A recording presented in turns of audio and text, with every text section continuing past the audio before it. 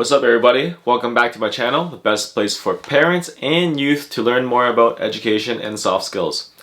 Now today I want to share a little bit about what I've been seeing online recently. So I've been joining some parenting groups, and one of the groups has a lot of parents who really don't trust technology and don't trust their kids with devices. And so one of the things they talk about often is, my kid is circumventing the settings I put in iPhone, the time limits that I put in there. They're installing Bark, which is an app to monitor cell phone use for people who have that installed. And even some parents have their youth's devices locked in a cabinet, and they're only allowed to use it whenever they get permission from the parents.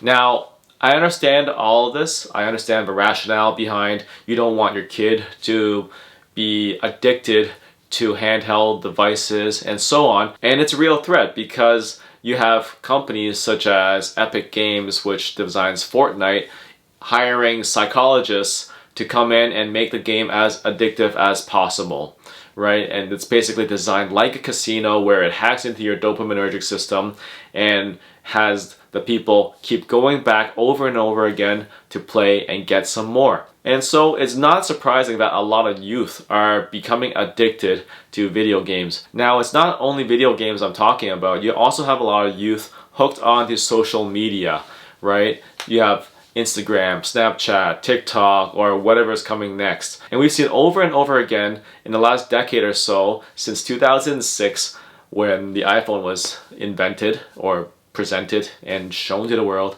where you have a lot of people becoming gradually addicted to these handheld devices. Now, today I want to tackle this issue because I believe that parents locking away these devices from their youth is going to eventually backfire. Now, hear me out. Now, I'm not talking about cases where youth are absolutely hooked onto these devices and are going to become violent and go crazy on their parents. That's probably some next level craziness that is not quite normal. I'm talking about the average person who really can't get themselves off the screen, and it's almost like you gotta peel their faces off because it's always like stuck there, right? And so this is a real problem because nowadays if you enter a restaurant and you see kids sitting nicely, being really quiet, having their meals, it's probably because their parents gave them a device and they're just playing on it or watching something on it. So they're pretty much sedated in their seats. And so as a result, there's a pushback from some parents who are saying absolutely zero devices at home. I'm going to put a monitoring system on you. I'm going to lock your devices up and so on. And I want to talk about that because it's essentially going to backfire. And here are the several reasons why. First of all, you're not going to develop trust. When the child feels like you don't trust them, it is probably the least empowering thing in the world. Can you imagine if you're a student, which most youth are, and the teacher is always hounding you, whether you're cheating or whether they feel like you're not going to hand in your homework, whether a note is getting passed around in the class and it's always you. But to be honest, notes, I don't know, do notes still get passed around in classes anymore? That's my generation. People probably text each other. But essentially, if someone feels like they're not trusted all the time, they're probably going to rebel and lash back in some way or another, especially if it's from a parent who doesn't trust their own kids.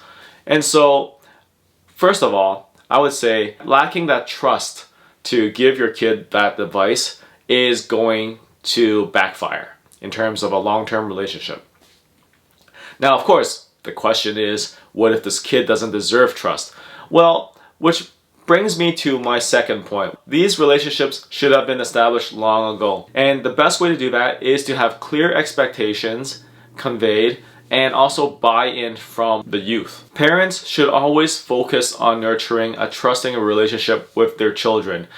A lot of times parents feel insecure about their own parenting, about how they approach nurturing their child, so they end up not trusting the child. And essentially, this is about having an open line of communication at a very young age. I'm not talking about the youth is already a full-blown youth, which is by definition 13 and above.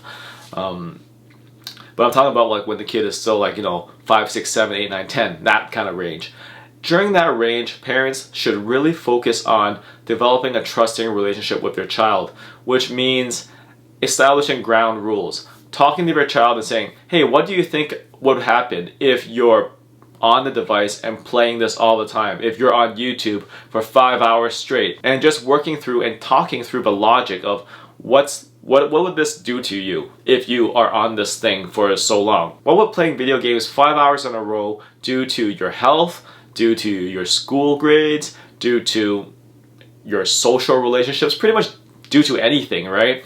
And once you work that through with your child, they'll start understanding, hey, wait a second, my parents don't want me on a device because it's going to hurt me, right? And so by building rules together, which is a process of the parent asking the child, hey, what do you think could be done to make you not as addicted to these devices? Then, have a back and forth and establish some ground rules together, right? Only by having your child actually come up with the rules themselves will they actually get buy-in.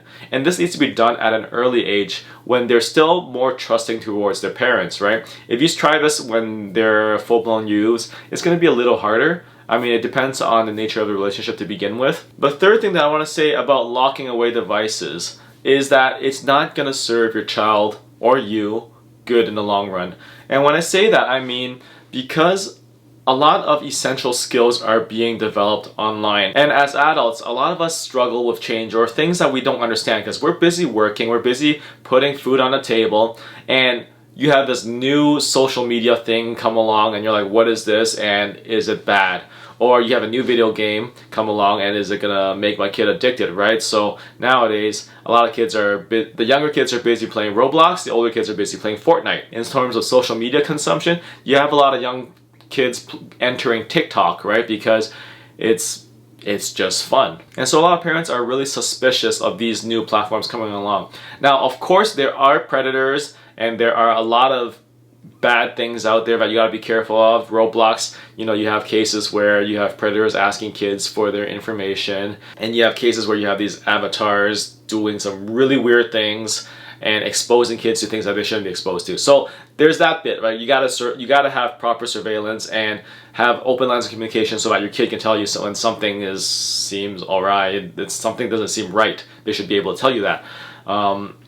But the best thing is for them to develop skills of self-monitoring. And so for youth, if all their friends are on TikTok or on Fortnite, and essentially they feel that they don't know anything about it, and all they can do is live vicariously through their friends' experiences, they will essentially miss what is called cultural capital. And cultural capital is essentially the ideas and symbols you're able to communicate with one another. So for me, growing up in Canada, but my parents would not let me watch TV. So I'll watch TV shows from Hong Kong on VHS, but I'll be missing a whole bunch of stuff that's like on shows like Friends or whatever, right?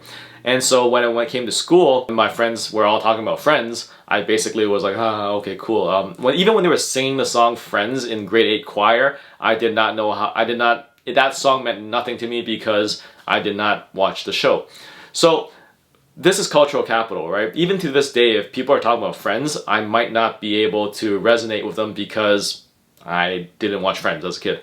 So there's cultural capital that's being built that would be useful in the future for your child. There's also a bunch of soft skills that's being developed. So, for example, communicating online. Since the rest of the world is talking about communication online, a lot of the undertones, a lot of the language is going to be very different from when we were growing up, right? I grew up in the age of ICQ and MSN, but for the youth nowadays, they have avatars doing different actions and communicating in different ways while also using text, while also using different short form that have different meanings, and so on. So they need to develop these skills as well because these skills will be transferable to them in the future. The fifth thing I want to talk about is if a youth doesn't practice restraint when they're younger, it's actually going to be even harder when they're older. I've seen some young people who didn't have much opportunity to play video games or to watch TV or whatnot in high school, and then when they enter college, they just go all out. Like they just like binge on everything because it's like they went from famine to a buffet, right? And so it's really about practicing moderation. And it's best to practice this moderation while you still have some influence in the house. So before they're 18, as a parent, you're gonna have a kid in your home, and that's when you gotta look out for them, right? And you still have a lot of influence. In fact, social science has shown that adults have influence on their children for the rest of their lives, even though you might not believe that, but it's an actual thing. And so it's essential for them to practice that moderation while they're still in your home, because once they leave, you really have zero control over them, especially if they head off to college and everyone else is like binge playing on video games, and they haven't yet developed this type of ability to manage this temptation. And the sixth and final point I want to talk about is that you really don't know what the future is going to hold, right? So once again, I grew up in a generation where MSN and ICQ was the thing.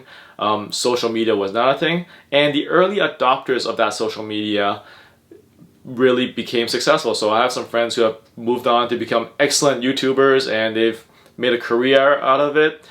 But 10 years ago, when YouTube was just kind of starting and everyone's like, why are you putting videos up online? You know, that didn't make sense back then. Nowadays, YouTubing is an actual really lucrative career for some people.